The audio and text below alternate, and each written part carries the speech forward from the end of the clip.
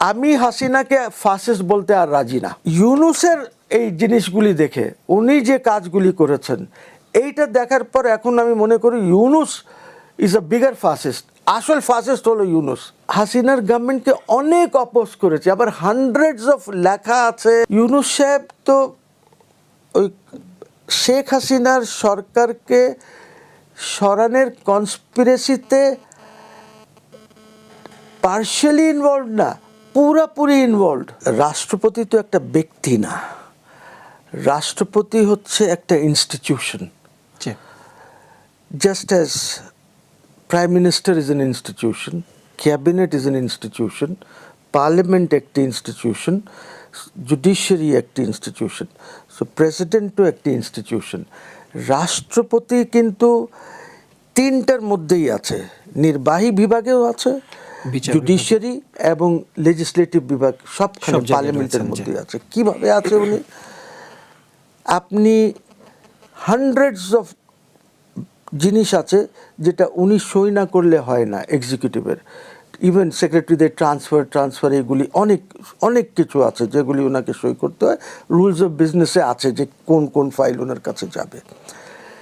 Number 2, তাহলে উনি এক্সিকিউটিভের part হয়ে গেলেন। আসেন লেজিসলেশনে ওনার পার্লামেন্ট যাই পাস করে সেটাকে ওনাকে অ্যাসেন্ট দিতে হয়। উনি অ্যাসেন্ট না দিয়ে ফিরিয়ে দিতে পারেন, আবার পাঠাবে, উনি ফেরাবেন বলে যে এই জিনিসগুলি তোমরা করো, আবার ফিরে আসলে উনি আবার যদি না করেন তাহলে ওইটা আইন হয়ে যাবে।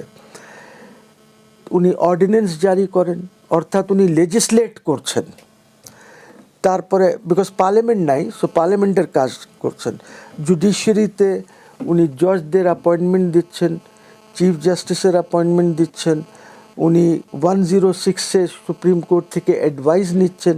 সো উনি প্রত্যেকটা ব্রাঞ্চ অফ গভর্নমেন্টের সাথে জড়িত। উনি খুবই ইম্পর্ট্যান্ট অফিস, এটা বিরাট একটা ইনস্টিটিউশন। এই ইনস্টিটিউশনকে ইউনূস সাহেব হেয় করেছেন এবং রাষ্ট্রপতি অনেক কথাই বলে দিয়েছেন, এখন পাবলিকলি বলে দিয়েছেন। প্রত্যেকটা জিনিস সত্য। আমি এই জিনিসগুলি অনেক আগেও বলেছি, ওনার প্রেস উইং চলে গেছে, এটা আমি অনেক আগে বলেছি। দেখেন প্রেস উইং কেন খুব দরকার? এই যে অ্যাম্বাসেডার্সরা আসছে, ক্রেডেনশিয়ালস প্রেজেন্ট করছে, এইটার ছবি তোলা, এইটার প্রেস রিলিজ দেওয়া, বিকজ এইটা আবার ওদের গভর্নমেন্টকে পাঠাতে হয় যে আমি ক্রেডেনশিয়ালস প্রেজেন্ট করেছি। এখন এইটার কোনো ছবি নাই, আপনি দেখেছেন কোনো ইসের ছবি? দেখেন নাই তো। আগে তো ছবি আসতো যে ওই ঘোড়ার উপরে গাড়িতে যাচ্ছেন যিনি নতুন এসেছেন, আর ঘোড়া দিয়ে ওনাকে নিয়ে যাচ্ছে স্কোর্ট করে। EC it's a ceremonial thing. এইটা কোথাও ছবি এসেছে? আসে নাই। ওনার এখানে অনেকেই ধরেন অনেক যে দিবস হয় তখন লোকজন দেখা করতে যায়, কিছু এসেছে? আসে নাই। কারণ হচ্ছে প্রেস উইং নেই। তো কে সাপোর্ট দিচ্ছে? আইএসপিআর ওনাকে সাপোর্ট দিয়ে রেখেছে, ইন্টার সার্ভিসেস পাবলিক রিলেশনস যেটা আছে, ওরা সাপোর্ট দিয়েছে, ক্যামেরা ট্যামেরা ওরা দিয়েছে। ওইটা প্রেসকে দেয় না, বাট রাখে রেকর্ডে। এইটা আবার ওই গভর্নমেন্টসদেরকে দিয়ে দেয়, অর্থাৎ এমবাসিকে দিয়ে দেয়। সো এই ব্যক্তিকে যেভাবে হেউ করা হচ্ছে, আরও অনেক কথা আছে। ইউসি ইউনূস সাহেব তো ওই শেখ হাসিনার সরকারকে সরানোর কনস্পিরেসিতে ফলের নির্যাস ও দুধের সমন্বয়ে পোলার টর্নেডো গ্রিন অ্যাপল আইসক্রিম। মন ভালো থাক। পার্শিয়ালি ইনভলভ না, পুরাপুরি ইনভলভ, একদম 1000% ইনভলভ হয়েছেন উনি। কীভাবে হয়েছেন? আল টেল ইউ। জামাতে ইসলামের যে ইউরোপিয়ান যে ভদ্রলোক দেখেন ওইখানে পিআর করেন, পাবলিক রিলেশনস করেন আমাদের জামাত ইসলামী ঢাকার, নাম হলো ব্যারিস্টার মোল্লা, আবু বকর মোল্লা। জি, ব্যারিস্টার মোল্লা স্পষ্টভাবে বলেছে যে আমরা ইউনূস সাহেব একটি পিআর ফার্ম এঙ্গেজ করেছেন, ইউনূস সাহেব ওই পিআর ফার্মের সাথে এবং আমরাও ওই পিআর ফার্মের সাথে যোগাযোগ করে আমরা মিলে এই গভর্নমেন্টকে ওভারথ্রো করার কনস্পিরেসি যেটা হয়েছে। সো কনস্পিরেসি তো ঢাকায় হয় নাই, কনস্পিরেসি তো মাহফুজ করে নাই, আর এই যারা আছে এরা করে নাই। হ্যাঁ, কনস্পিরেসি ইনিশিয়েট হয়েছে বাইরের থেকে। And also let me tell you this, যারা কনস্পিরেটার্স ছিল তারা যখন এদের সাথে যোগাযোগ করতো, সে নাহিদের সাথে যোগাযোগ করবে তো নাহিদ হ্যাড এ নেম, নাহিদকে নাহিদ নামে বলতেন না, ধরেন এলেন বা নাসিম এরকম একটা নাম দেওয়া ছিল, ওই নামে এদের সাথে যোগাযোগ হতো। আর বাংলাদেশের মধ্যে নজরুল, আসিফ, শুভ্র, রিজওয়ানা এইগুলি সব জড়িত ছিল এই কনস্পিরেসির মধ্যে।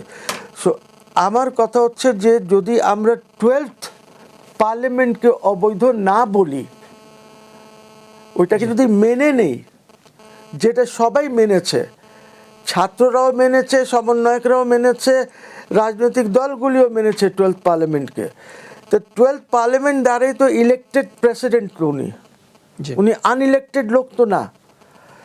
12th এটা যেটা হলো, এই 12th পার্লামেন্টকে আপনি যদি মেনে নেন তাহলে আপনি একটা বৈধ সরকারের বিরুদ্ধে কনস্পিরেসি করেছেন, বৈধ সরকারের বিরুদ্ধে আপনি ইন্টারন্যাশনালি কনস্পিরেসি করেছেন, and you are involved, you are a conspirator এটার মধ্যে। এখন কথা হলো, আমি ব্যক্তিগতভাবে আপনাকে বলি,